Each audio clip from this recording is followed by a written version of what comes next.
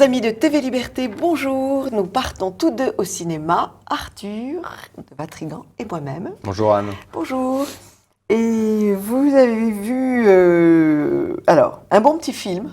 Oui, un petit film qui est sorti il y a quelques semaines qui s'appelle Un havre de paix, Oui. qui est un film israélien qui raconte l'histoire de 3 frères qui se retrouvent dans un kibboutz pour enterrer leur père.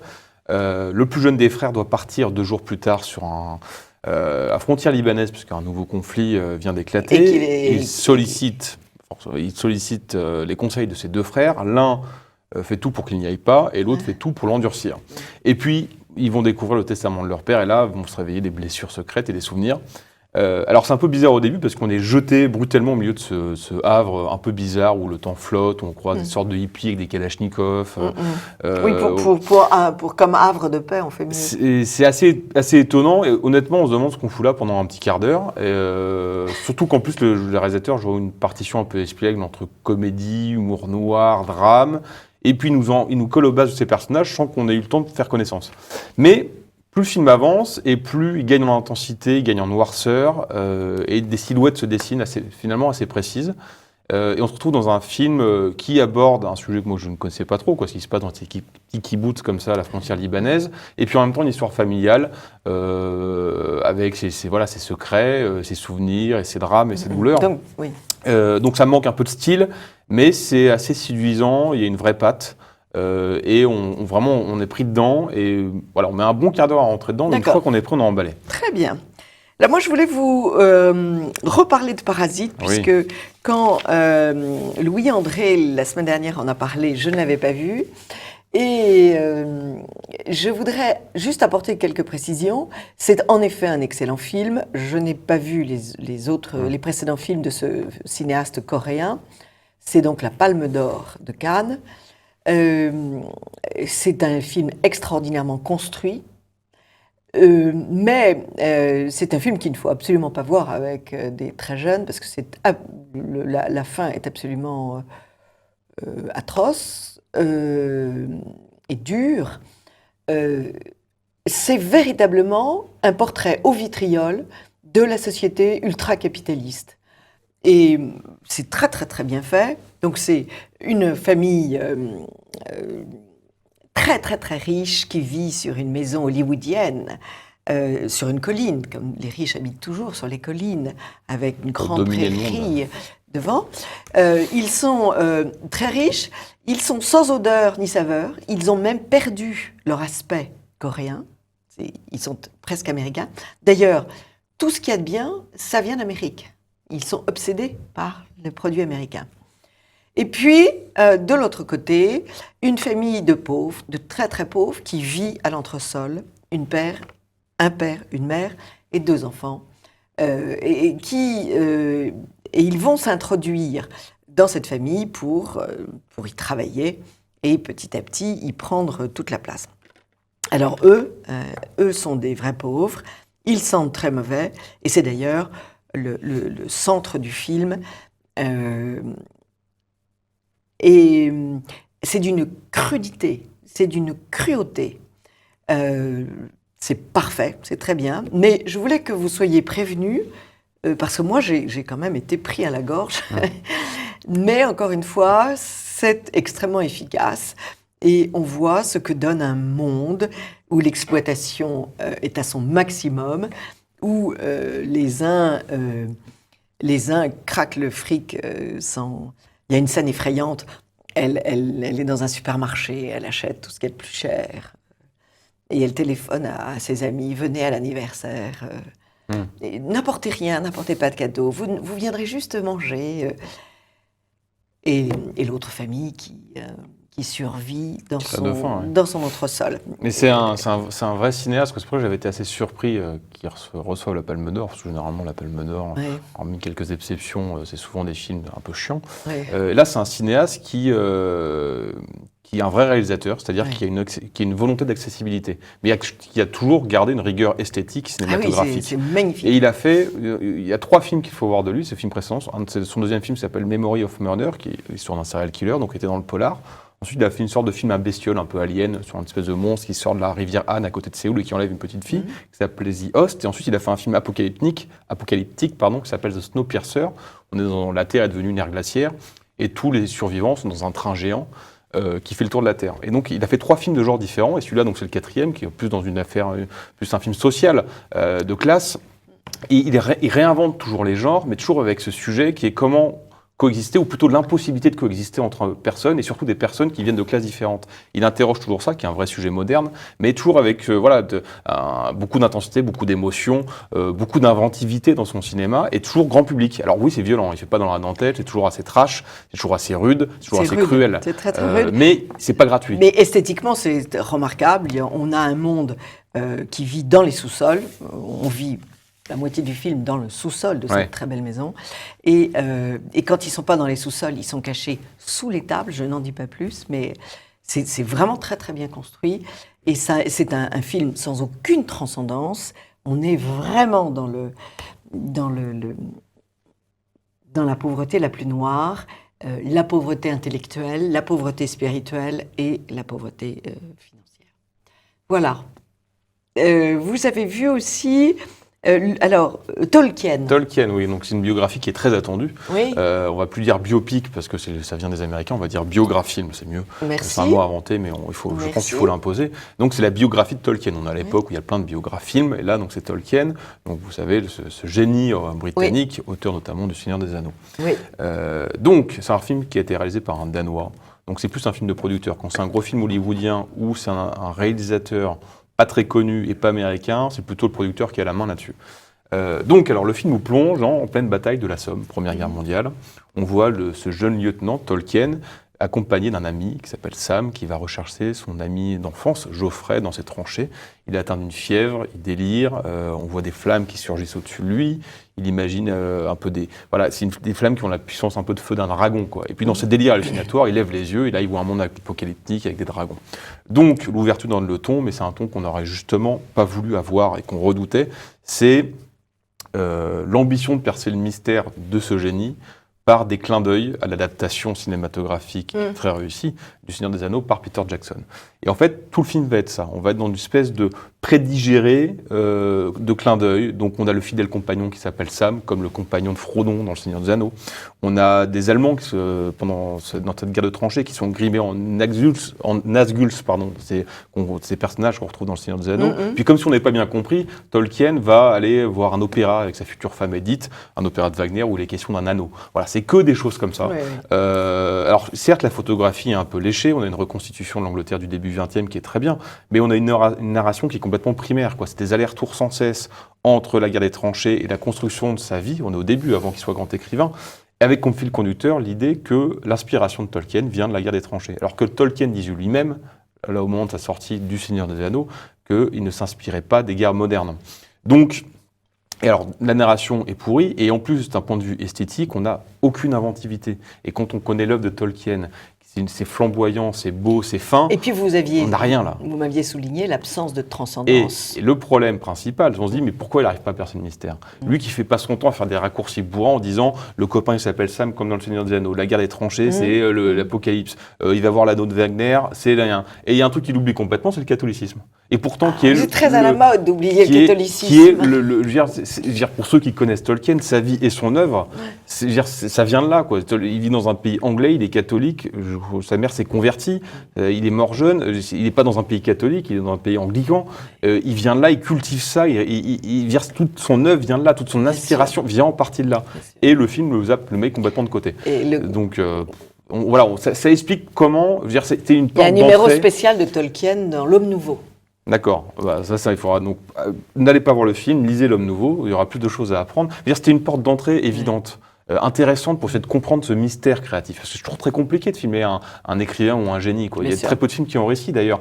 Mais sauf que là, voilà, c'est pas bon, la narration est pas bonne, c'est pas bien filmé et c'est guère intéressant. Et en plus, on s'ennuie, ce qui est un peu embêtant quand on veut parler du génie créatif de Tolkien. Alors, il y a encore un film, L'œuvre sans auteur. L'œuvre sans auteur, qui sort le 17 juillet. Alors, c'est de Florian Henkel van Donnersmarck.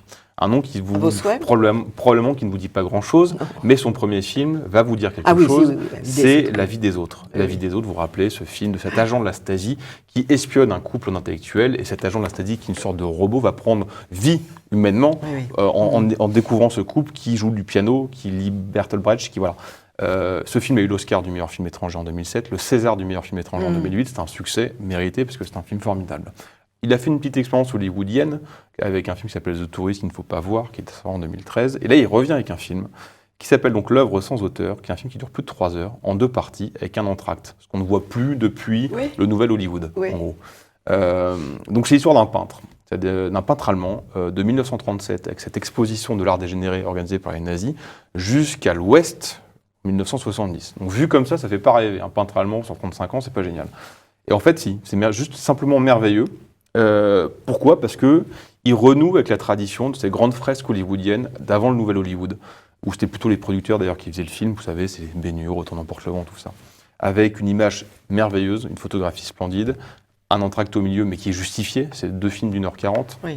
Qui se regardent à la Suisse, avec ces histoires très romanesques, mais en même temps avec une vraie rigueur historique, parce qu'il bosse sur 35 ans d'histoire, mais avec des histoires, avec une romance, avec une histoire d'amour passionnelle, avec des secrets de famille, et en fond, ces 3 périodes qui filment les nazis, la Stasi et l'Ouest. Donc c'est, voilà, la photographie est merveilleuse, et alors, pourquoi elle est merveilleuse ? Parce que c'est fait par ce franco-américain qui s'appelle Caleb Deschanel, et Caleb Deschanel, il a plus de 70 ans aujourd'hui, c'est lui qui a fait la photographie de l'Étalon noir, de l'Étoffe des héros, de Titanic, de la Passion du Christ, et qui va faire la photographie du remake du Roi Lion qui sort cet été. Donc c'est quelqu'un que tous les Hollywood souhaitent avoir pendant ces films, pour ces films. Et puis en plus, dedans, il aborde des sujets assez intéressants. Par exemple, il aborde le génocide des personnes handicapées, notamment des personnes atteintes de la trisomie 21. C'est des choses qu'on n'a pas l'habitude de voir au cinéma, d'ailleurs qu'on n'a pas l'habitude d'entendre dans des cours d'histoire non plus.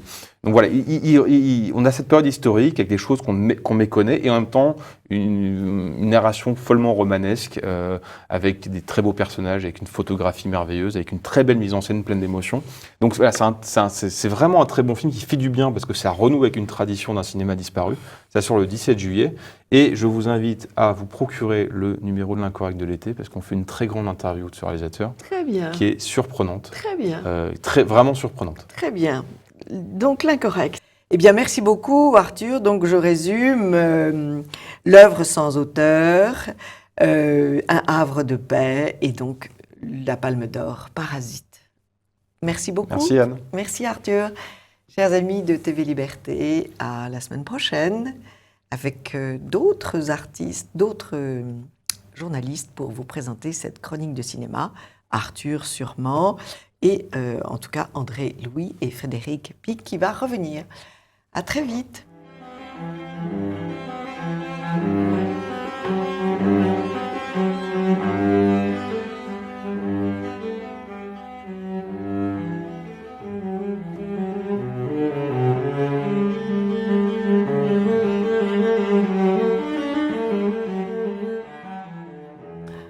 Chers amis de TV Liberté, bonjour. Nous avons la chance de recevoir pour la seconde fois Éric Audouard. Bonjour Éric. Pour un deuxième livre, Comprendre l'Apocalypse, toujours publié chez Pierre-Guillaume Deroux. Vous êtes venu à ce micro et vous avez, je le sais, enchanté les auditeurs pour nous avoir proposé un très beau livre présentant ce prêtre argentin qui s'appelle Leonardo Castellani. Ce livre s'appelait « Le Verbe dans le sang ». C'était toujours chez Pierre-Guillaume Deroux. Ce personnage extraordinaire dont vous êtes un peu le frère et dont vous parlez avec infiniment de talent. Et la même écriture, c'est ça qui est extraordinaire, c'est qu'il y a une fraternité, une osmose entre vous deux. Et vous avez fait une très belle préface à ce personnage. Vous avez fait aussi une conférence avec Comprendre l'Apocalypse avec Leonardo Castellani et René Girard. Et c'est donc ce livre qui est issu de cette conférence. D'abord, je voudrais prévenir les auditeurs que vous avez beaucoup d'humour et que ça aide pour traiter de sujets qui sont tout de même des sujets lourd, profond. Et dès les premières pages, vous nous rappelez la nécessité de la contradiction dans la disputatio au Moyen-Âge.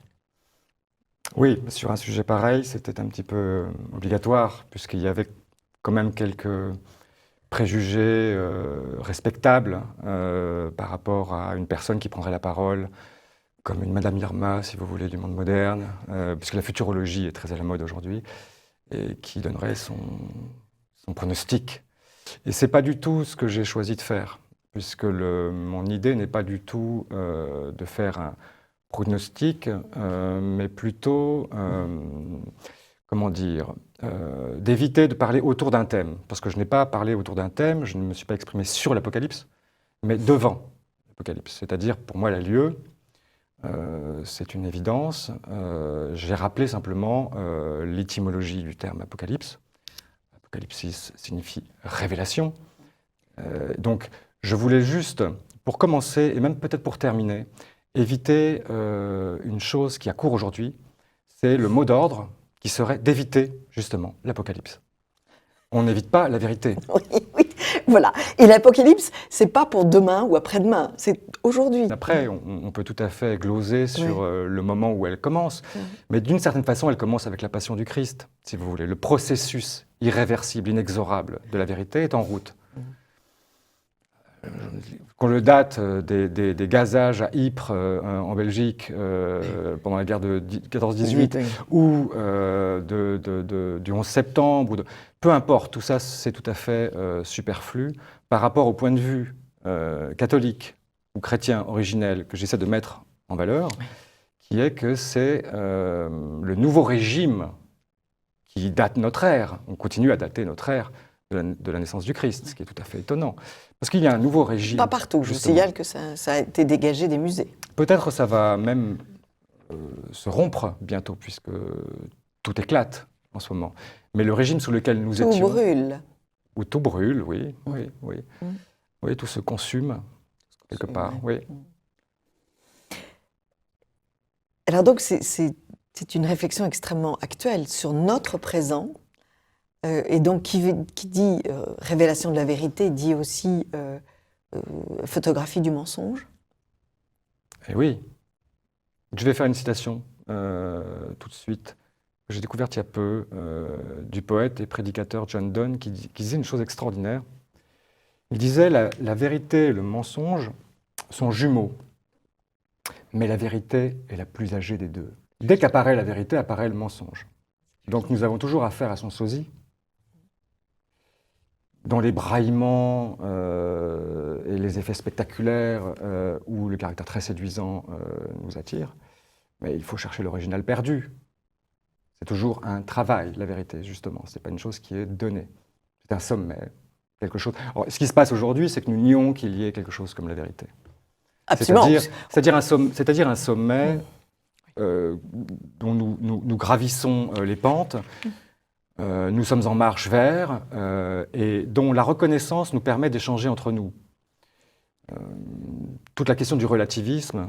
À chacun sa vérité. Sur lequel il y aurait beaucoup à dire. C'est l'expression oui, il y aurait beaucoup à dire. Qui n'est plus celle de Pirandello. Non, mais c'est la philosophie, disons, actuelle et le relativisme. Mais il y a beaucoup de choses à dire là-dessus, parce que le relativisme a une chose très bonne, très très bonne, qui est la compréhension que toutes les choses sont en relation.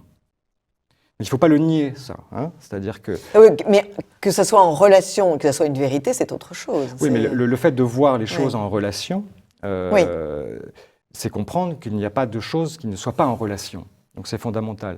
Mais le fait de ne pas les relier à la vérité... Oui, c'est ça.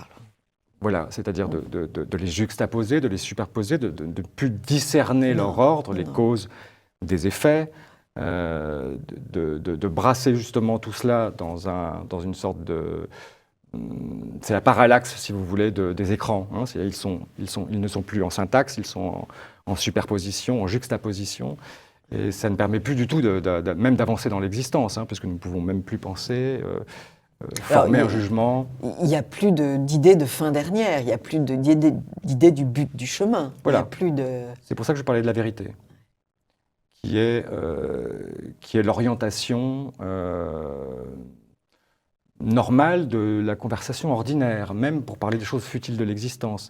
Normalement, c'est le point fixe qui nous permet de ne pas nous mentir systématiquement ou de nous vendre systématiquement quelque chose les uns aux autres à travers cette espèce de séduction généralisée dans laquelle nous sommes aujourd'hui.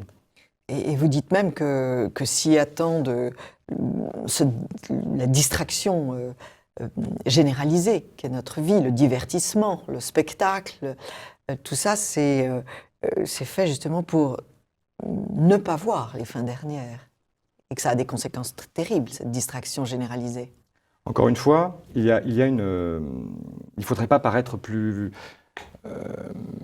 père Fouettard que le père Fouettard. C'est très bien de s'amuser. Je veux dire, si on sait qu'on s'amuse. Et Chesterton, que je cite très souvent, disait une chose incroyablement juste, en disant les gens ne s'amusent plus aujourd'hui, ils sont beaucoup trop habitués à ce qu'on les amuse. Et c'est ce qui se passe. C'est-à-dire cet état de passivité par rapport aux différents ordres de la vie. S'amuser soi-même, ce n'est pas une mince affaire. Platon en parlait d'ailleurs. Hein, la chose qu'on doit faire chaque jour, c'est s'enchanter. C'est très difficile.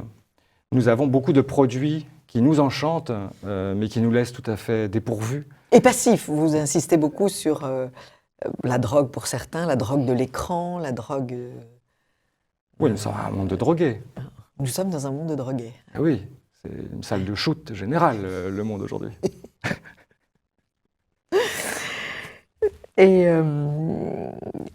vous insistez sur le fait que ne pas avoir l'idée de ces fins dernières devant nous, en fait, et ce shootage généralisé, en fait, mène les gens à Sainte-Anne.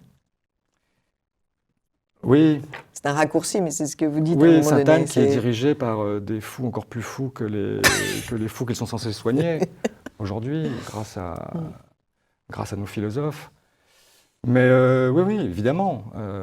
Mais ce qui est très frappant chez disons, c'est chez ceux qui ont normalement le magistère de la parole, c'est cette irresponsabilité par rapport aux effets des propos qu'ils tiennent. Je crois qu'il y a une chose toute bête, que le simple, la personne qui ne lit pas, l'illettré, l'analphabète, sait très bien.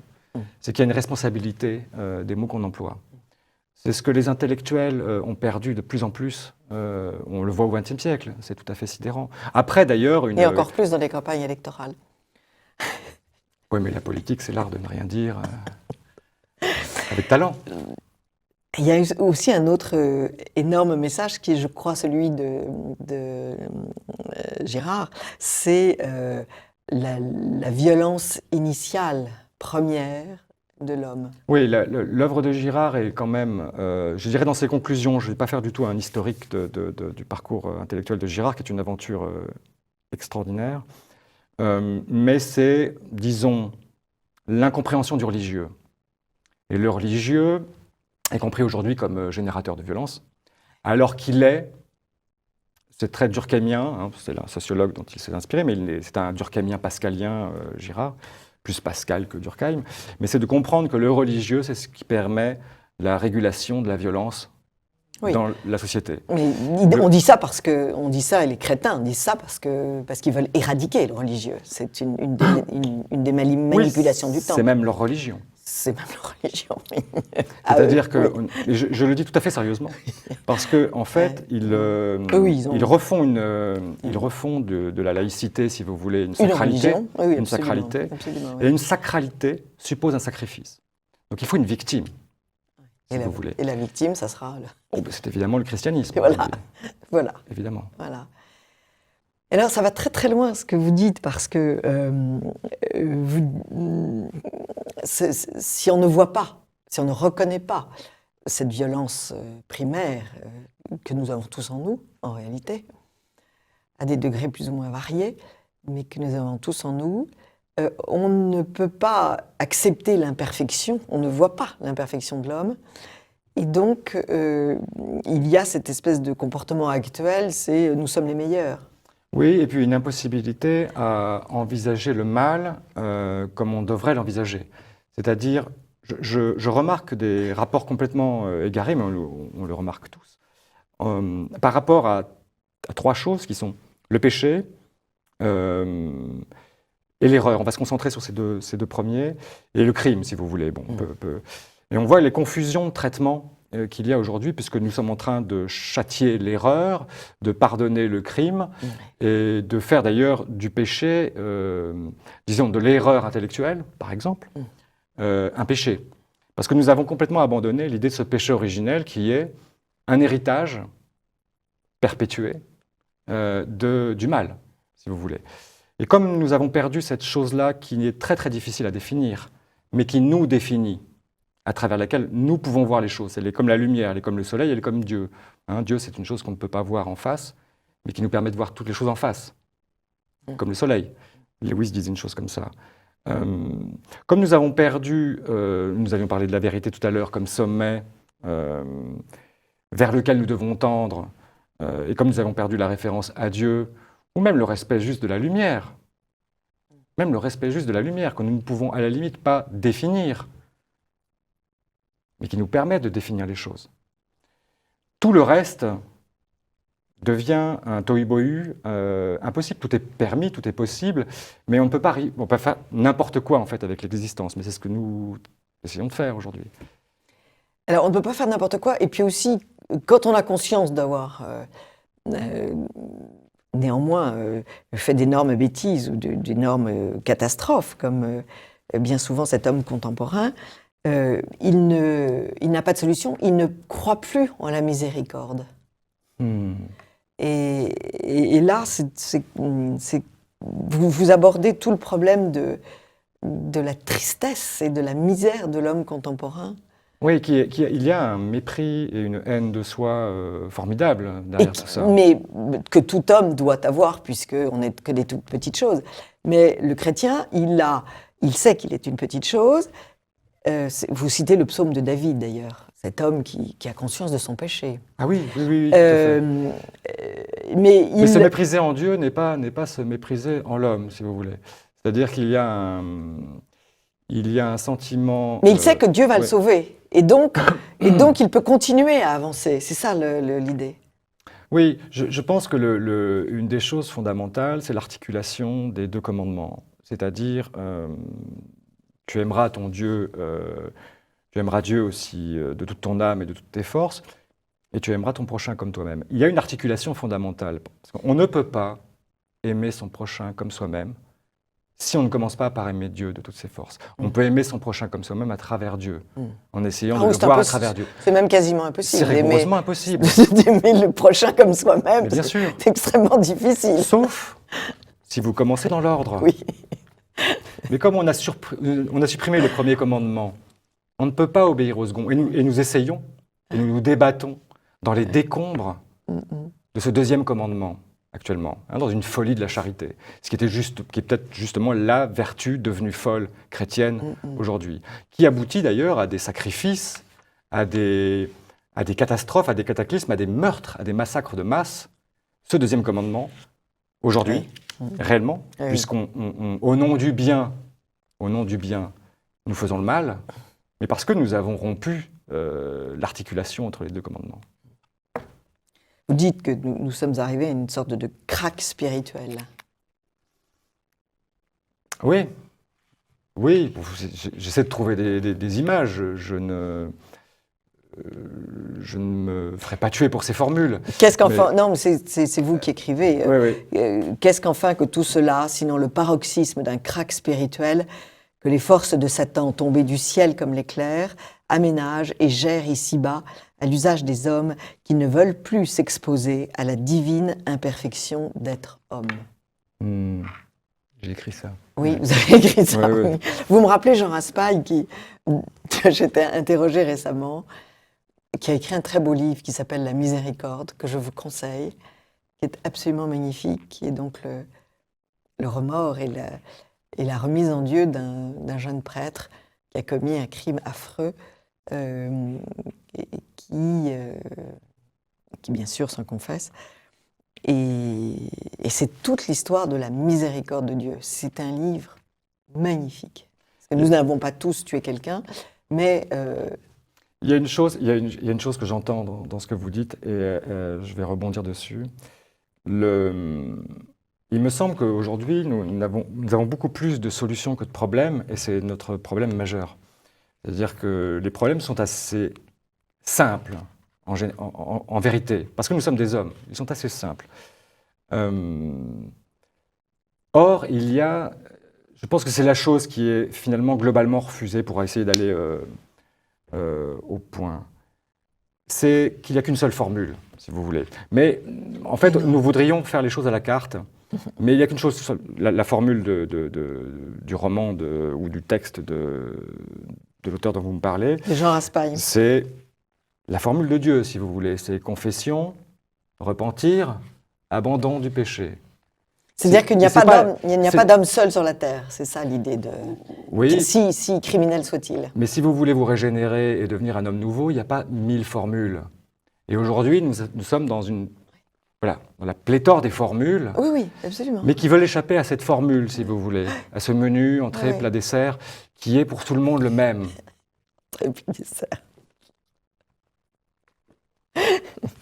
Vous avez toujours des expressions extrêmement drôles. Vous citez aussi, et c'est une bonne définition de l'Apocalypse, le poème d'Armand Robin. On supprimera la foi au nom de la lumière, puis on supprimera la lumière. On supprimera l'âme au nom de la raison, puis on supprimera la raison. Ouais, on y est. C'est une litanie. Oui, c'est magnifique. On y est. C'est magnifique. Et elle continue, ce texte qui s'appelle Le Programme en quelques siècles. Il est très long. Oui, formidable. Oui. Formidable, c'est une vraie inspiration. Oui, on est complètement là. Bon, c'est un raccourci de ce qu'on pourrait dire l'aventure de l'Occident, si vous voulez, qui est allé du fidéisme au rationalisme et qui est aujourd'hui dans le nullisme. L'abstraction lyrique, l'abstraction totale. Oui, dans le n'importe quoisme, qui est quand même la chose qui n'est pas la conséquence d'un régime politique, d'un parti. C'est un ensemble. Mais c'est surtout une volonté d'éviter d'échapper à la vérité et d'échapper à la formule dont nous avons parlé. Il y a quand même un mouvement anti-chrétien. Tout le mouvement révolutionnaire est un mouvement anti-chrétien et on vit sur l'air de ce mouvement. Oui. Dégageons la divinité et installons la raison à la cathédrale Notre-Dame. Est un grand chinois, général chinois, auquel on demandait au XXe siècle qu'est-ce que vous pensez de la Révolution française, avait eu cette réponse exceptionnelle. Il est encore trop tôt pour en parler. C'est-à-dire qu'il avait, avec son idée du temps long asiatique, il avait aussi compris l'importance colossale et non terminée, de la crise. Du tremblement de Caire. Absolument, absolument. Ceci dit, on peut aller plus loin, mais je ne veux pas du tout minorer l'importance de la Révolution française, parce qu'il s'est passé quelque chose, là, d'unique dans l'histoire, dont nous n'avons pas fini d'écoper les débordements. Les dégâts incroyables, oui, absolument. Cela étant, il y a des origines qui remontent plus loin, parce qu'on peut, si vous voulez, bien sûr, on pourrait montrer comme des courants, comme un courant souterrain, gnostique, hérétique, qui a fini par gagner, parce que dès le début de notre ère, après la théophanie, après la venue du Christ, le combat s'est simplifié. Et il n'y a plus une seule philosophie, ensuite, qui tienne, qui n'ait pas par un bout une relation avec le christianisme. C'est ça, les hérésies. Alors, qui vont permettre à l'orthodoxie, si vous voulez, de se définir, mais qui vont aussi continuer à lutter. Et, alors, ils ne sont pas des partis, ce sont des mouvements de l'âme humaine. Il faut aussi avoir ce recul, ça me semble fondamental. Sinon, on va s'écharper très facilement, comme ça a eu lieu. Et c'est ce qu'on est en train de faire. On est en train de s'écharper. Oui. Il n'y a jamais eu de telles vagues de haine qui balayent la société. Vous terminez, Éric Audouard, qu'il me soit permis de terminer comme un certain saint Leonardo Castellani, en citant un certain saint Augustin. « Donne-moi quelqu'un qui aime et il comprendra ce que je dis. » Il y a beaucoup plus à dire. C'était le final de l'ouvrage était évidemment assez roubateau. Au Laker, voilà, j'ai étudié un petit peu, si vous voulez, le catastrophisme et de montrer aussi que le catastrophisme n'était pas l'apocalypse, hein, c'est-à-dire la vision exclusive du mal à l'exclusion de la vérité qui nous permet de le voir, parce que c'est ça, la perte d'espoir ou d'espérance qu'il y a actuellement. C'est-à-dire que personne ne serait, ou très peu de gens se réjouissent qu'il y ait encore un monde, qu'il y ait encore, que la grâce continue d'y opérer des miracles, qu'il y ait encore de la lumière. Qu'il y ait encore des lumières, qu'il y ait encore des saints, qu'il y ait encore des enfants qui prient, des enfants qui naissent, des enfants qui naissent. Ce qui devrait nous combler au-delà de nos espérances, je pense. Parce qu'on grossit. Moi, je suis un tempérament, j'ai un tempérament apocalyptique, si vous voulez, depuis très longtemps. Je m'en suis rendu compte, oui. Oui, voilà. Mais qu'est-ce que c'est? On va pas définir. C'est une tendance à exagérer, à dramatiser, si vous voulez. Mais avec l'expérience, j'ai pas mis. C'est pas une exagération, c'est une extrême sensibilité au monde. C'est différent. Oui, elle peut être pénible. Non, mais c'est une sensibilité au monde. Vous sentez, comme tous les artistes, vous sentez ces ondes négatives dans le monde, plus que quiconque autre. Oui, mais pour pas me la raconter, il y a une chose qui est importante à savoir, c'est qu'avec l'expérience, moi je n'ai pas mis d'eau dans mon vin, mais j'ai fait une grande découverte, dont cet ouvrage et mon travail sur Castellani. Oui. Ça, c'est pas la découverte, c'est pas Castellani. La découverte que j'ai faite avant de rencontrer Castellani, bien avant, c'est que c'était pas mon vin. C'est que c'était le vin et le sang d'une très ancienne et très vénérable tradition. Le catholicisme. Ouais.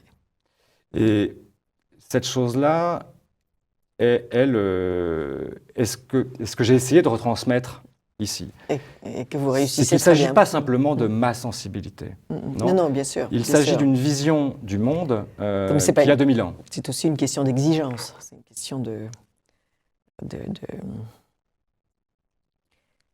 d'exigence, de rentrer en vous-même. Quand on demande à Chesterton qu'est-ce qui ne va pas, et il répond moi. Qu'est-ce qui ne va pas dans le monde? Dans le monde. Oui. Pas dans le monde, moi. Oui, alors on a aujourd'hui une tendance à désigner évidemment un tas de causes hors de nous.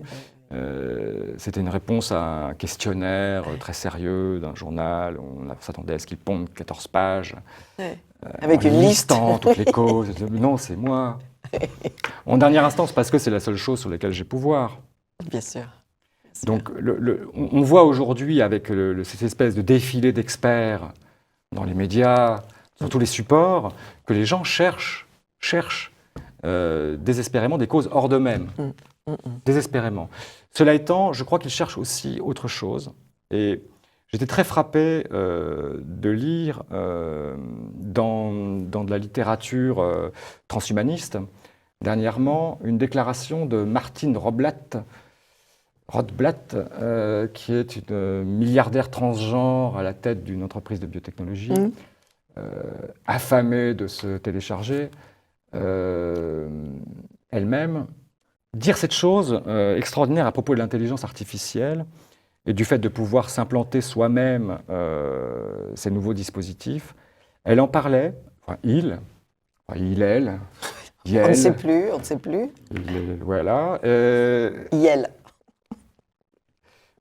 Il disait que cette chose-là, qui est un système d'exploitation de la conscience, sera, pour les hommes, l'ami, le guide, l'enseignant et le moteur de recherche.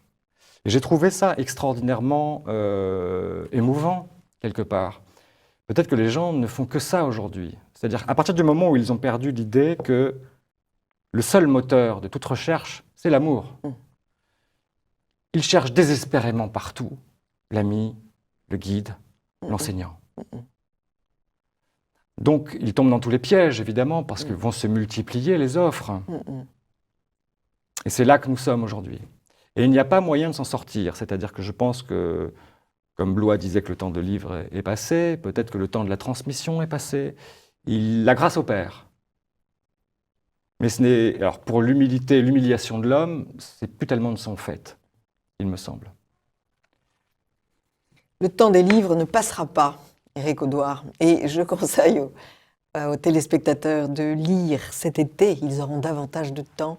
D'abord, Le sang dans le verbe, qui est un livre absolument magnifique, et Comprendre l'Apocalypse, Éric Audouard. Et les 2 livres sont chez Pierre-Guillaume de Roux. On resterait des heures avec vous, Éric Audouard. Vite un prochain livre. Merci. Prochaine anthologie de Castellani. Prochaine anthologie de Castellani, toujours chez le même éditeur. Absolument. Merci beaucoup, Éric Audouard. Merci à vous. Au revoir, chers amis de TV Liberté.